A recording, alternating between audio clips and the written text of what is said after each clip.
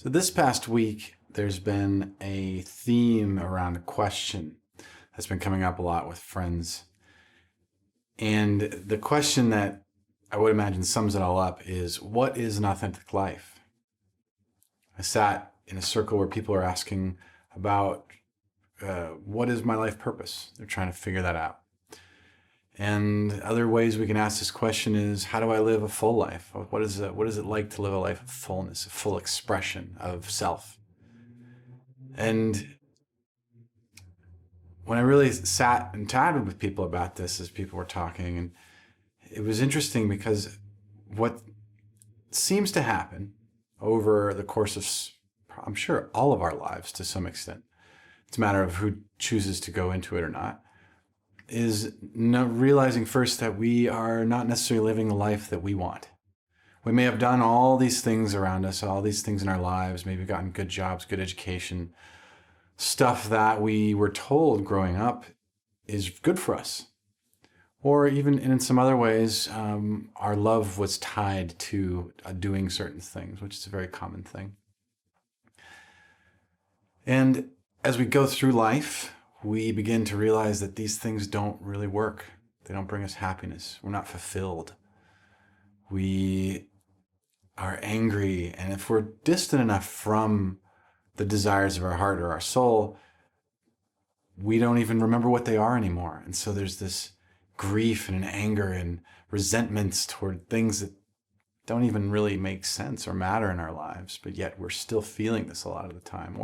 And if it gets really bad, it can turn into depression and starting to ask these deeper questions about existentialism. What does it mean to be in a human body in a form in this universe?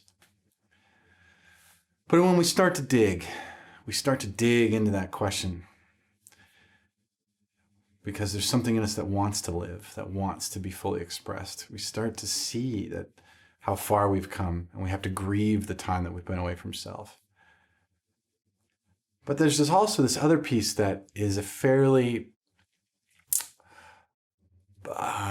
common misstep, which is if I do connect to self, and I do connect to the flow in my life, that things will just become easy. I'll be happy. I'll be inspired all the time, which I think inspiration will come all the time. However, the results of our actions and flow don't necessarily mean things will be easy. We may have moments of incredible joy with people, but we might find that the things we do, that the things that inspire us, beget negativity from others. We see this constantly with people who are out making art, showing it in the world, and people posting on forums online saying how crappy it is. It's just this piece where we really don't have a control over what we are, or how people receive us, I should say.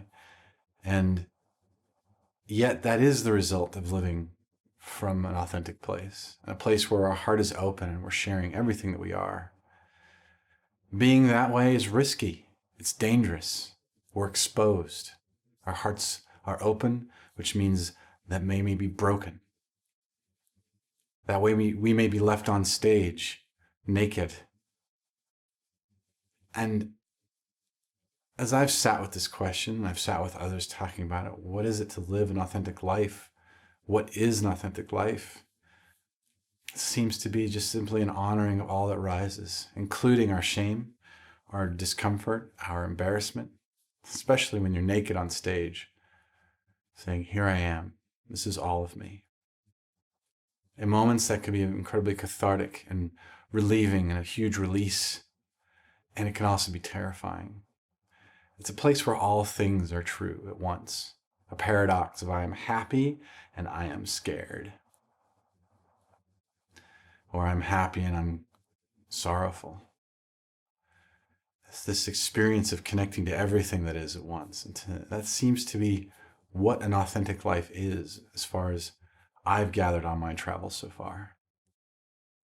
What do you think? What is an authentic life to you? Is it full expression? Is it being honest with people? Is it connecting to flow in your life? Is it smiting the ego? Or is it acceptance of all these things? Let me know. Send me a message. And we'll figure it out together. Really, send one. Could be cool.